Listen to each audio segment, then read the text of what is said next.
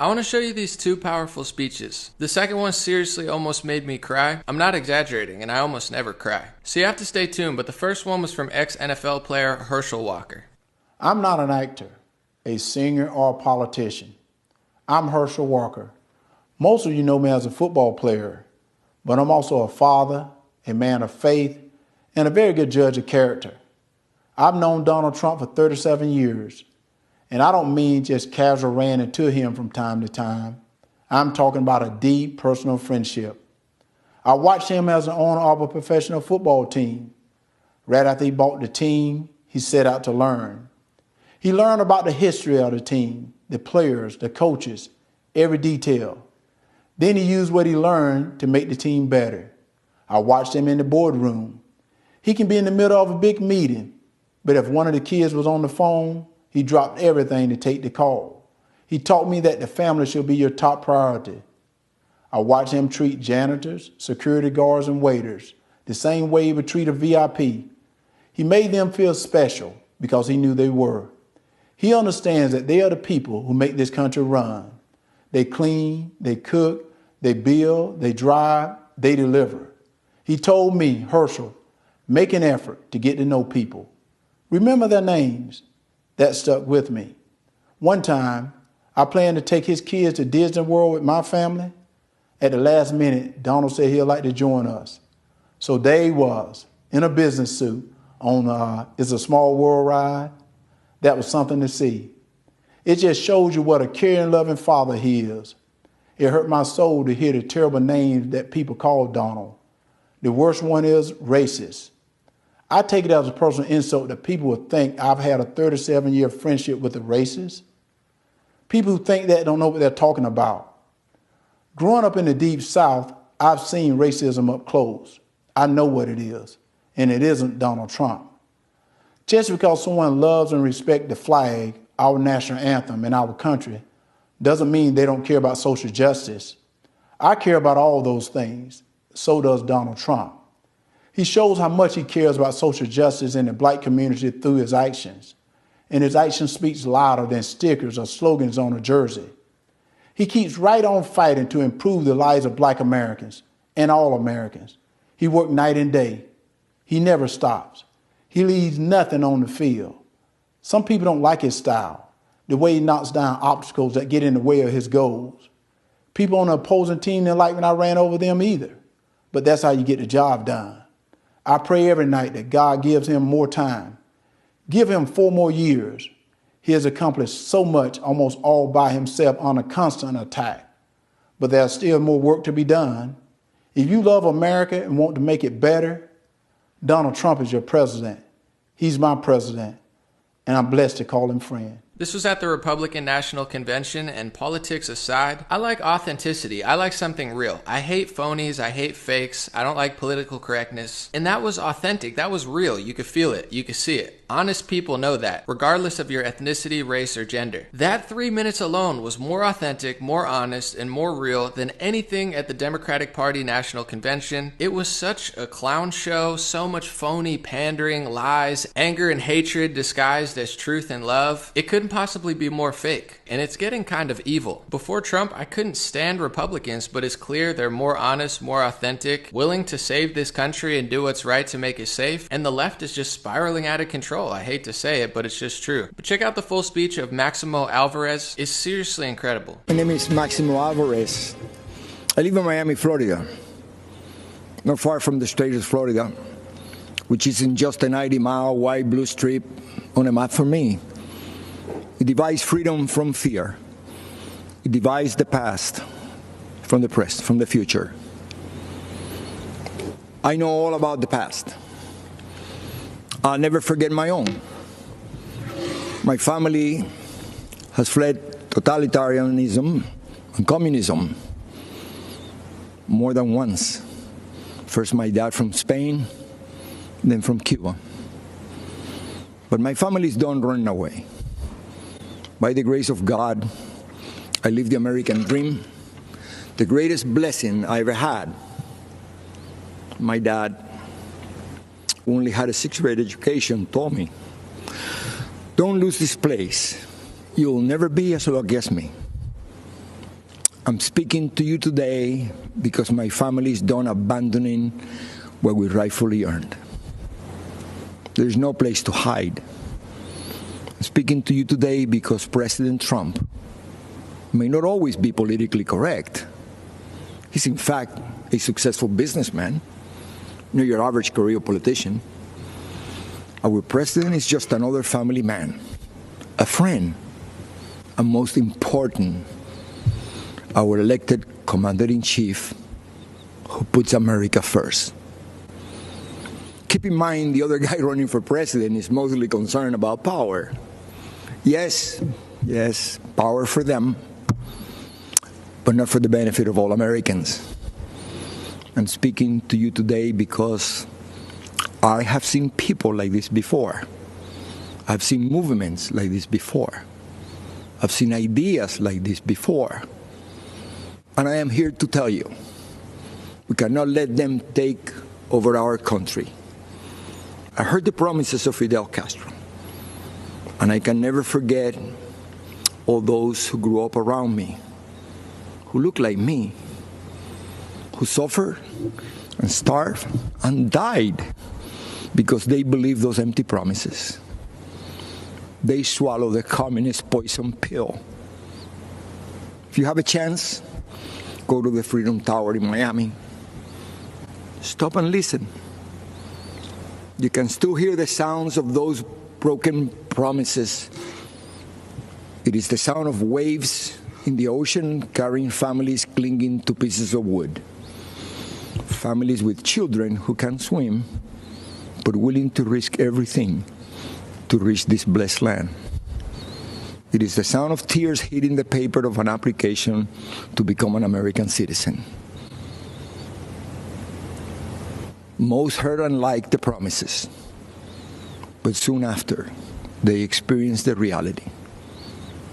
Look at them, listen to them, learn the truth. Those false promises spread the wealth, free education, free health care, defund the police, trust the socialist state more than your family and your community. They don't sound radical to my ears. They sound familiar. When Fidel Castro was asked if he was a communist, he said he was a Roman Catholic. He knew he had to hide the truth. But the country I was born in is gone, totally destroyed. When I watch the news in Seattle, Chicago, Portland, and other cities, when I see the history being rewritten, when I hear the promises, I've heard echoes of the former life I never wanted to hear again. I see shadows I thought I had outrun. My parents only wanted one person to decide my fate, me.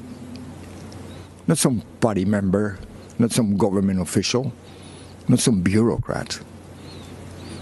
In America, I would decide my own future. I am so grateful to America, the place where I was able to build my American dream through hard work and determination.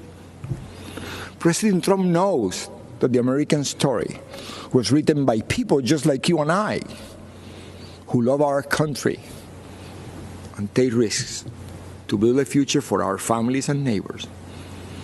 I may be a Cuban-born, but I am 100% American. This is the greatest country in the world. And I said this before. If I gave away everything that I have today, it would not equal 1% of what I was given when I came to this great country of ours. The gift of freedom. Right now, it is up to us to decide our fate and to choose freedom over oppression. President Trump, he's fighting the forces of anarchy and communism. And I know he will continue to do just that. And what about his opponent and the rest of the DC swamp? I have no doubt they will hand the country over to those dangerous forces. You and I will decide. And here's what I've decided. My decision is very easy. I choose President Trump because I choose America. I haven't been this inspired to save the country in a long time. My grandparents came over from Poland, Italy, and Puerto Rico. I remember stories of my grandfather having to make his underwear out of potato sacks because they were so poor. Despite part of my family being part Hispanic, I was never raised on victim mentality, feeling hateful, angry, completely ungrateful. Quite the opposite, exactly like Maximo, and I know his speech will resonate with millions of immigrants as well. I was taught hard work and respect. Some of my friends were Muslim, some of my friends were black, some of my friends were white. It was never a thing. It's the left wing that just uses race relations as a means to divide, destroy, and gain power. And it's just disgusting. They won't leave it alone. I've been reading this book, Color, Communism, and Common Sense, so I've been integrating it with some of my videos. From this man, Manning Johnson, who left the Communist Party and exposed the liberals, the progressives, the left-wingers, and the socialists who disguised themselves as helping the black community, even though what they were really doing was purposely destroying America and creating division and chaos to achieve power. Manning Johnson said, "Black rebellion was what Moscow wanted. Bloody racial conflict would split America. During the confusion, demoralization and panic would set in. Then finally the Reds say, workers stop work. Many of them seize arms by attacking arsenals.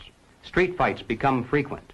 Under the leadership of the Communist Party, the workers organize revolutionary committees to be in command of the uprising." This is from Chapter 7, Creating Hate. Keep in mind this was in the 1900s, so the language is a little different. The red propagandists distort the facts concerning racial differences for ulterior motives. All the right is not on the black side. Neither is all wrong. The same holds true with regard to the white man's side. The repository of good and evil is not to be found in any particular race. Black men are just as good or as bad as white men. Yellow men are just as good or as bad as brown or red. It ill behooves anyone to speak about the other. White men sold white men as slaves. Black men sold black men as slaves. This is basically what Terry Crews was trying to say, and you see the media scorn him. You had the Black Lives Matter activists scorn him. Black Lives Matter, who say they are trained Marxists. Karl Marx was the founder of communism, so this isn't random, guys. This isn't just like a conspiracy theory. This is what's going on. They're purposely exploiting racial division to destroy the country and achieve power. And it's been written about for the last century. So although both parties have their flaws, and obviously both parties are corrupt, when it comes to authenticity, truth, safety, security, running a city, functioning as a society, potentially opening back up again, since Biden seems to be a lot more close happy than Trump, when it comes to this stuff, there's really only one clear choice, and I hate to be that person, but the left wing is completely spiraling, and the right wing is just getting more tolerant, more authentic, and open to more ideas. I mean,